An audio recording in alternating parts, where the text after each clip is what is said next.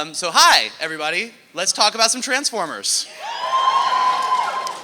So a few years ago, we were here, and most of you were probably here too, and I think we showed about 30 seconds of CG animation of Bumblebee flying off a bridge, transforming, and punching a Decepticon in the face. Which was everything we had. And that was all we had, and that was it. And you guys were like, please show us more. And now you guys have been with us for almost 3 whole seasons, and we've shown you plenty. So first, let's all just give these guys a big round of applause for 3 seasons of awesome Transformers.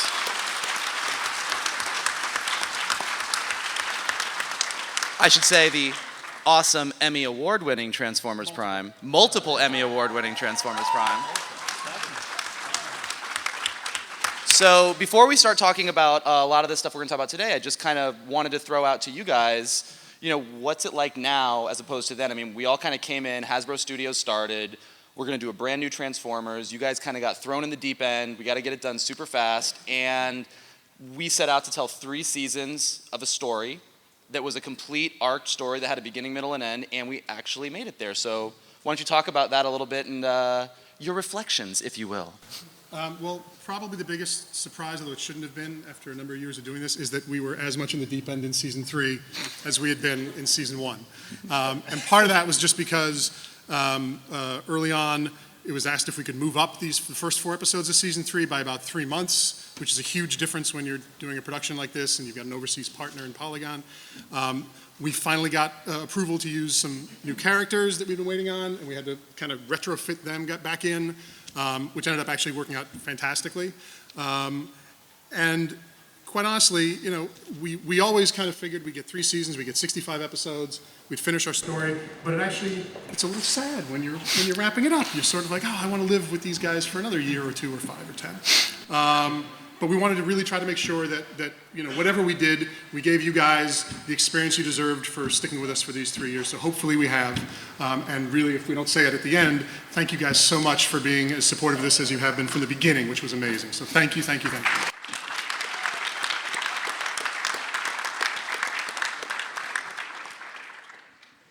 Reflect. I think you did a tremendous job. Reflect. You know, it's been fabulous. Thank you. 63 episodes. Yeah, we are airing our penultimate episode tomorrow. So exciting things. Stay tuned for the thrilling conclusion. And yeah. Yeah, I know. That was great, Dwayne. I'll get better. I'm sorry. Trust me, I'm just warming up. That's why we have the writing team. We have an entire team of writers.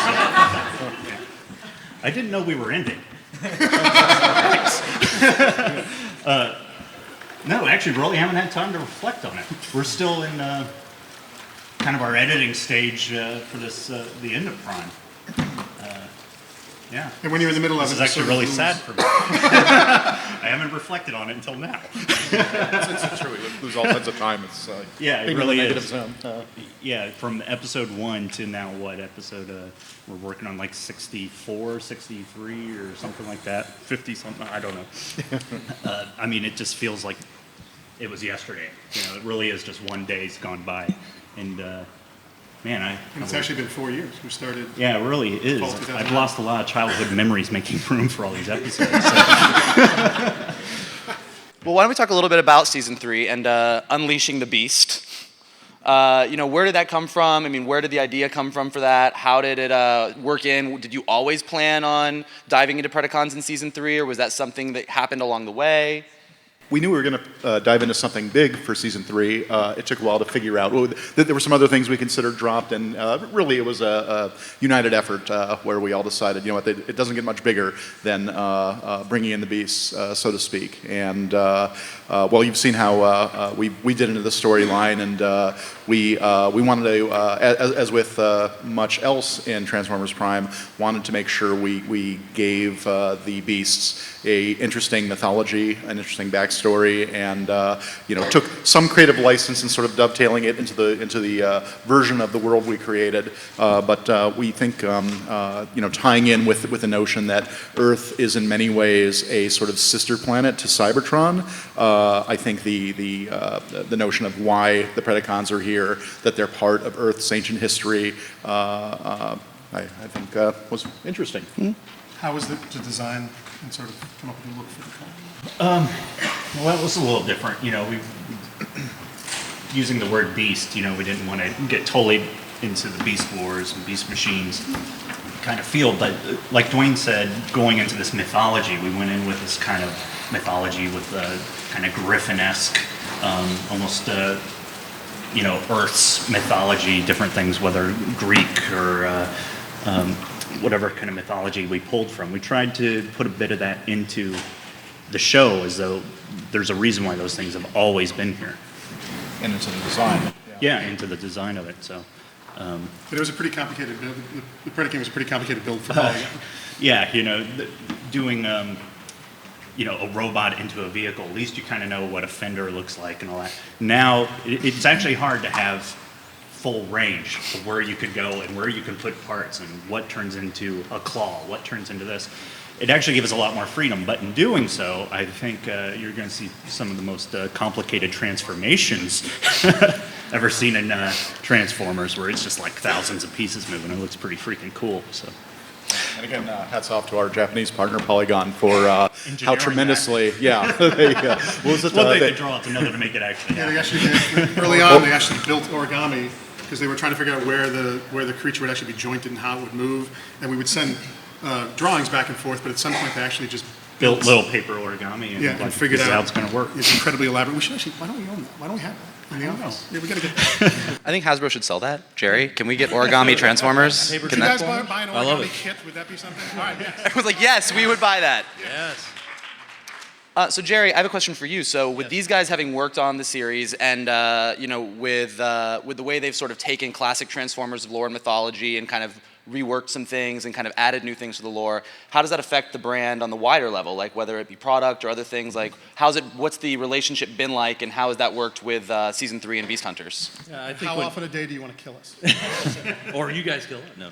It's great to work on. I think the product that a lot of you know from Generation 1 or Beast Wars, some of the classic historical characters that are out there. What's great is you see those influences in the show from the characters, plus you're seeing new characters or reinventions, reimagination of a character like Predaking, having that kind of reimagination of a character. So it's great to not only do we have the historical kind of the legacy over the last 30 years, but you also see how it's influencing the show and new content, new creation of characters and going forward. So it's a lot of fun because it gives the brand a lot of opportunities.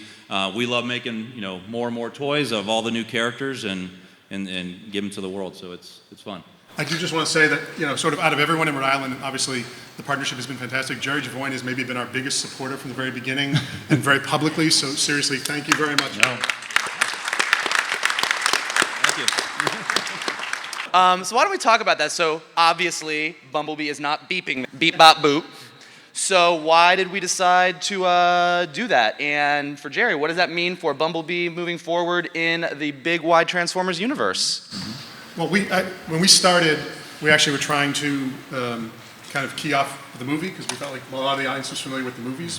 But we knew that at some point over the course of our series, we wanted to actually give him a voice. And so it was a matter of when. And we kind of, at the beginning of season 2, like, is now the time? No, it still feels too early. He's still, his relationship with Raph was such that what really bonded them was that Raph could understand him and nobody else could. So we wanted to delay it. And then we pretty early on when we started breaking season 3, figured out exactly where we wanted to put the introduction of a voice for him. The real answer is we're very last minute over here. No, not true. We actually wanted to put it in the most compelling place possible, and the finale seemed to be it because a runner in the series has been that Bumblebee is a scout learning to be on this road to becoming a warrior, and then we hit in the opening 4-parter this season in a exchange with Smokescreen, Bumblebee and Smokescreen, that Bumblebee actually wanted to wait, until, in the hope that one day they could return home and be dubbed a warrior, properly in a ceremony. So we'll see how that unfolds. Yeah, I think from a brand, everyone remembers, Bumblebee from G1. It's, spoken G1. And I think it's very exciting to see that Bumblebee now has his voice. he's speaking, and obviously gives a great opportunity for us in toy. So stick around the panel after this. We're going to go through all the toy products and brand news, and we'll show you a talking Bumblebee that will be coming out later this year. So it gives us, opens up a whole new opportunity for us, and I just love hearing Bumblebee speak. Yeah. Voiced by the great Will Friedle. Yes, it In is. case you were wondering. So we ended Transformers Prime. We had this great season finale, and we were all sitting around, and we said, you know what? There's still a little bit more story we want to tell. What can we do? And we decided we were going to make a big, awesome Transformers Prime movie to wrap up all of our loose ends and make things awesome and amazing. So, after you watch the second to last episode tomorrow, and you watch the last episode next week, coming this fall, you will get to watch Predacons Rising. One of the things that we heard from you guys a lot in, not that we look at the message boards all the time, but sometimes we might peruse them. You read them all the time. I stay up late at night. But one of the things we heard a lot was, Predaking is awesome, we'd really love to see some more Predacons. So that was one of the things we said, you know what, that should be part of the movie. There's a lot of other things that are part of the movie that we'll talk about a little bit. Dave Hartman loves zombies. That's all you need to know. They never grow old. Well, they do. So why don't we talk a little bit about, the story as far as you can tell without getting in trouble with me from what I told you couldn't say. Gotcha. Well, let's see. And 30 seconds or less. It's been a big season 3 so far. Nobody said 30 seconds or less. Yeah, I know, but it's sort of fun to sort of do the abridged Shakespeare and anyway, but because Transformers Prime is just about that epic. Let's see. We destroyed the Autobot base at the end of the previous season. The Autobots were on the run. We had Megatron almost take reign in Jasper and try to take reign in the world with Darkmount. We destroyed Darkmount. The Autobots came back together. Smokescreen showed a new level of maturity and let everybody understand, came to realize that it's not always just about him. And we had Optimus get rebuilt, reborn, reimagined in a terrific new Optimus, what we call internally the Optimus 2.0 design. How many people thought we were actually going to kill him? Anybody? Good. That was the idea. Good. Suckers. Ultra Magnus shook up the status quo on the team, and but ultimately, as you've been saying, has sort of inched towards learning how to mesh with the group and a new hand, and almost driving Wheeljack away, who then quickly returned to the fold as he is now growing to be part of the family, with RC having been the sort of the one who sort of imparted her wisdom that we've seen her gain. Bumblebee got a new paint job, among other things, and then let's see, who'd we leave out? The villains, Starscream's back in the fold, and just when he's finally accepted his place in the universe as Megatron's second in command, Shockwave comes along to sort of upset that balance, and so we have the new sibling rivalry there. Soundwave. Soundwave, Bumblebee is not the only one who will speak. Soundwave already spoke, as you know. And let's see, Knockout. No, knockout. I mean, knockout is knockout. Oh my gosh, we got Silas left his mortal coil, but thanked Arachnid. We sort of released him from his torments. Arachnid's now a space vampire on one of Cybertron's moons. Wow, a lot has happened. Oh my! Like when you break it all down like that. It's kind of nuts. Miko held her own against some Viacons in the Apex armor, and anyway, and so the story is about, and we brought Synth Energon back into the fold, and I think where we left things is they wound up in the trunk. They finally got to go on their first date, which got a little upset along the way. Oh well. In Knockout's trunk. Yes, thank you. That just sounds wrong. It just sounds wrong. You know what, Yes. though? It was so wrong that it was right. That's right. Yes. the day we came up with that was a happy day.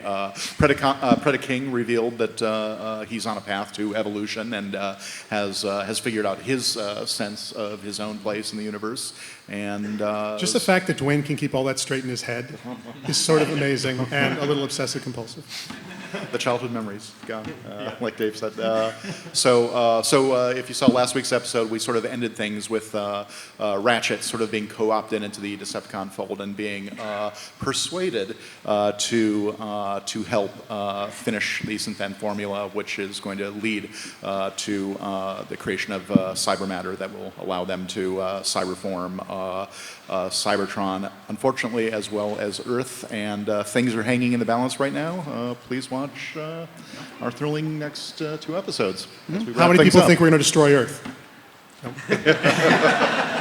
Yeah. But that said, and the amazing thing about Prime, I have to say,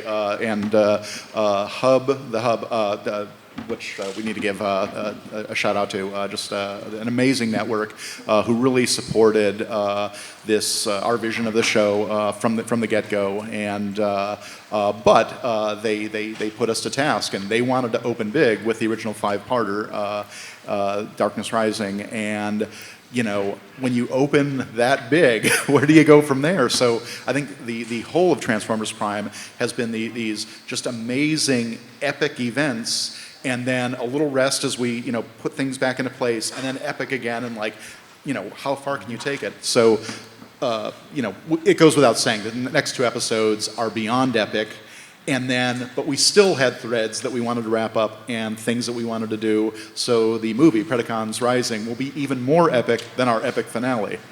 Can you have too much epic? I don't know. It's the epicest. Yeah, and I think, when we set out, at the very, very beginning to do Transformers Prime, we did it with that sort of everyone who loved Transformers growing up, whether it was G1 or Beast Wars or Beast Machines, had this love of Transformers, and we kind of wanted to try to tell the ultimate Transformers tale for anyone who's grown up with Transformers and loved it. And I think that... But also for people who didn't. The other side of that equation was we wanted to start over in some ways, to reboot it in some ways, so people who hadn't grown up with the franchise yet, perhaps, or just had never come to it, could come in and not feel like they were jumping in the middle of something they couldn't catch. Yeah, and that's why we kind of took some of the best elements from different versions over the course of time and put them all in this show in sort of a new, fresh way. And I think with Predacons Rising, you guys are going to see that we really tried to wrap things up in a satisfying way for everyone who loved Transformers again or for the first time.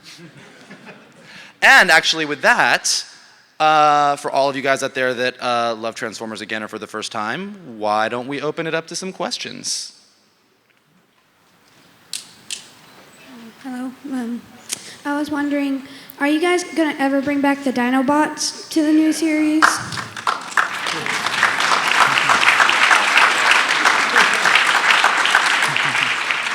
Well, since I'll take this one. Why don't you, so I don't get in trouble? Since Transformers Prime is wrapping up with Predacons Rising, there wasn't any space to put the Dinobots in this show because we had the Predacons and we wanted to get new Predacons in there. But as we discuss things that are going to happen beyond in the future, that's definitely something that we would all love to do at some point. If there had been a season 4, would you have brought Ironhide in?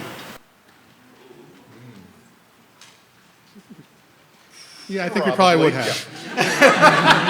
Was it always planned to be a 3-series show?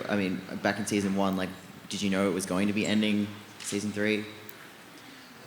For whatever reason, it seems like whenever we develop a show, we sort of plan for 3 seasons. I'm not quite sure why, because obviously some shows don't go that long and some shows go longer. So we always had at least 3 seasons worth of story in our heads. But no, we weren't exactly sure whether we'd end up with a 4th season or not. And then when we did find out, we wanted to make sure that the nice thing was we found out early enough that we could actually tie up loose ends. The worst thing is when they tell you and you're too late and you kind of have to just jam some stuff together and you feel really unsatisfied. At least for us, we feel pretty satisfied that we were able to tie up loose ends. You'll obviously tell us whether you feel the same way. Yeah. I like in Prime how you've been bringing in the classic characters from G1 and saying the Terracons and the Predacons, the old names from the classic shows. Was there ever anything from the older series that you guys wanted to put in Prime, Headmasters or Combiners or anything like that, that never made it into the show due to complications or just limitations?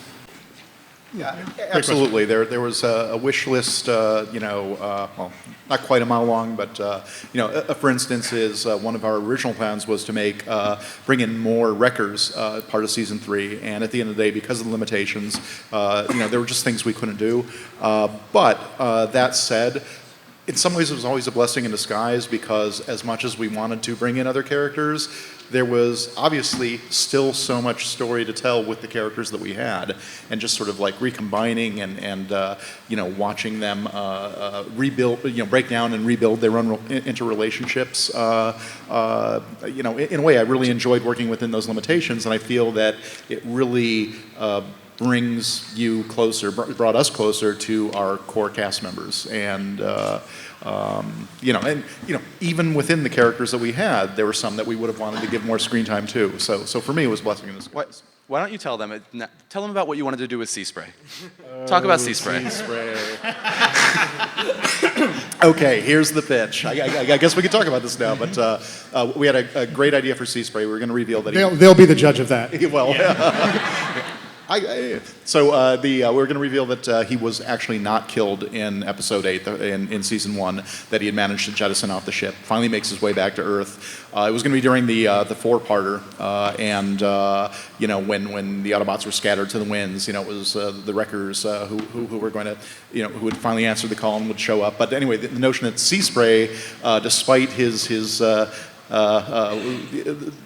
what his name sort of evokes, was going to be like this Quint-like character who, really salty, but sort of a Batman-esque, before he attacks, the lights always go out, and he's got this weird nautical whistle that actually strikes fear into the hearts of the Decepticons, and we were just, again, despite counter to his name, make him the baddest of the wreckers. So we never got there, sadly, but maybe one day.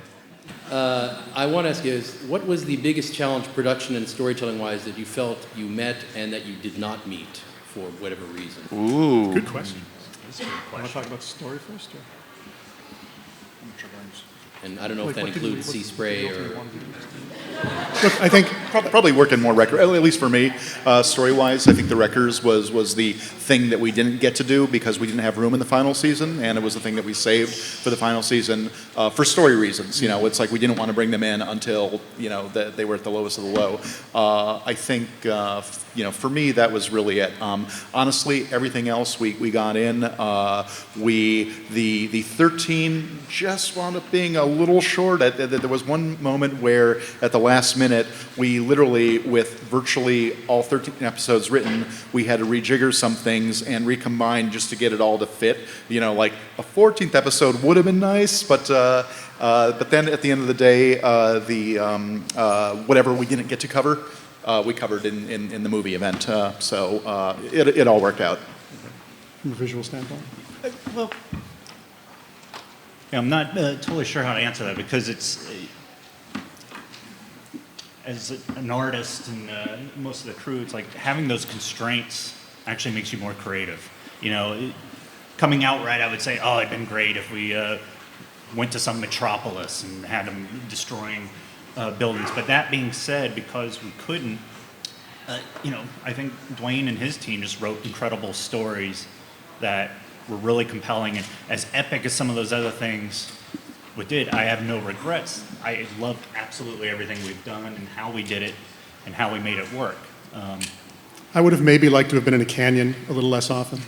Yeah. Metropolis would be nice, but I love getting red paint and blue paint and then somebody say, make it look like green. There's something fun about that. So. But one of the things about CG is, again, you are limited in sort of the builds you can do and all that. So the writers would be off thinking in the most grandest sense, but we would then be going back and forth on what do we actually already have, how can we repurpose it, can we throw a different texture on this and make it a different location, can we change the color?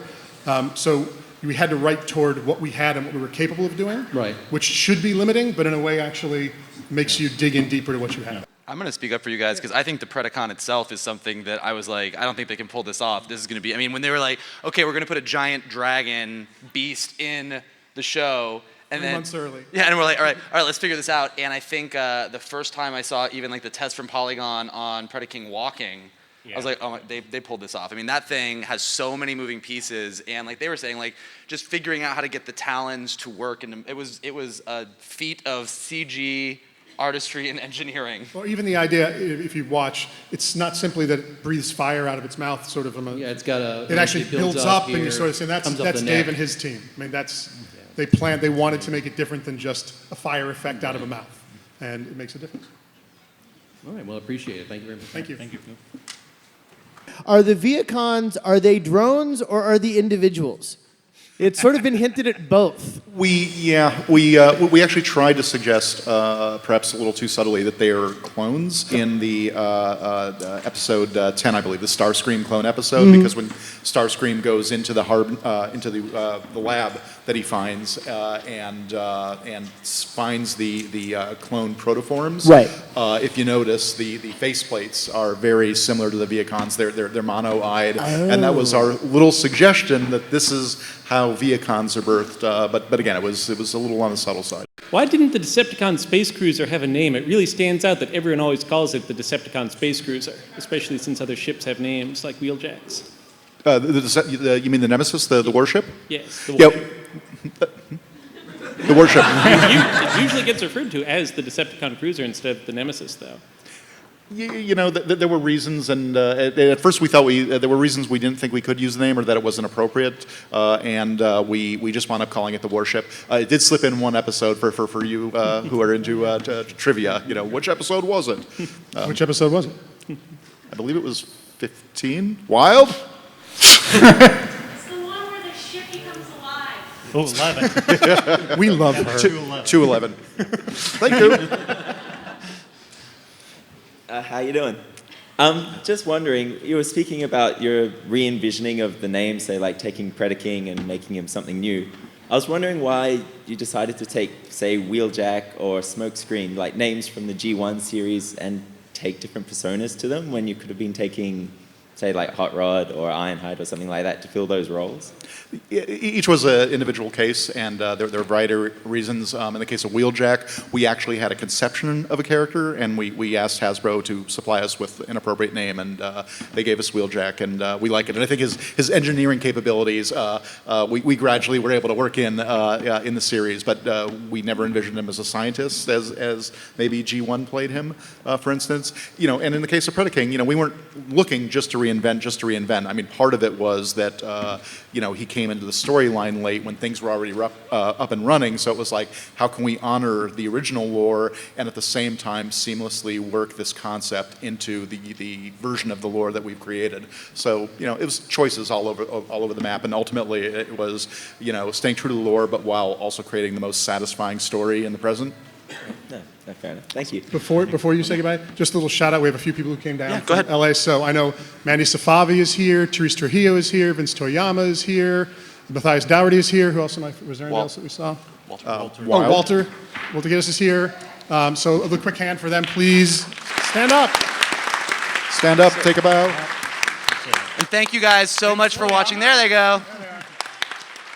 Jose Lopez. Jose Lopez made it. Excellent. Jose Lopez, ladies and gentlemen.